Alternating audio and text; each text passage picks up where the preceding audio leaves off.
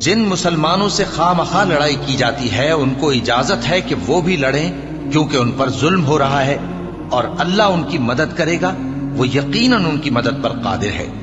یہ وہ لوگ ہیں کہ اپنے گھروں سے ناحق نکال دیے گئے، انہوں نے کچھ قصور نہیں کیا۔ ہاں، یہ کہتے ہیں کہ ہمارا پروردگار اللہ ہے، اور اگر اللہ لوگوں کو ایک دوسرے سے نہ ہٹاتا رہتا تو خانقاہیں اور گرجے اور یہودیوں کے عبادت خانے اور مسلمانوں کی مسجدیں جن میں اللہ کا کثرت سے ذکر کیا جاتا ہے گرائی جا چکی ہوتی۔ اور جو شخص اللہ کی مدد کرتا ہے اللہ اس کی ضرور مدد کرتا ہے، بے شک اللہ توانا ہے، غالب ہے۔ یہ وہ لوگ ہیں کہ اگر ہم ان کو ملک میں حکومت دے دیں تو نماز قائم کریں اور زکوٰۃ ادا کریں اور نیک کام کرنے کا حکم دیں اور برے کاموں سے منع کریں، اور سب کاموں کا انجام اللہ ہی کے اختیار میں ہے۔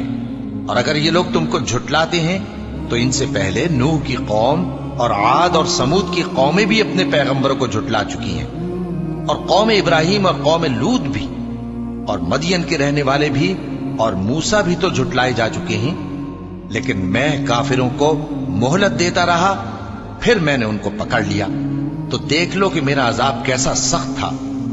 چنانچہ بہت سی بستیاں ہیں کہ ہم نے ان کو تباہ کر ڈالا کہ وہ نافرمان تھی، سو وہ اپنی چھتوں کے بل گری پڑی ہیں، اور بہت سے کنویں بیکار اور بہت سے مضبوط محل ویران پڑے ہیں۔ سو کیا ان لوگوں نے ملک میں سیر نہیں کی تاکہ ان کے دل ایسے ہوتے کہ ان سے سمجھ سکتے اور کان ایسے ہوتے کہ ان سے سن سکتے؟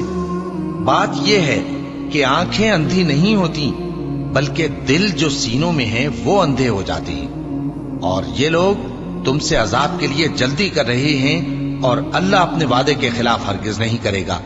اور بے شک تمہارے پروردگار کے نزدیک ایک روز تمہارے حساب کی روح سے 1000 برس کے برابر ہے۔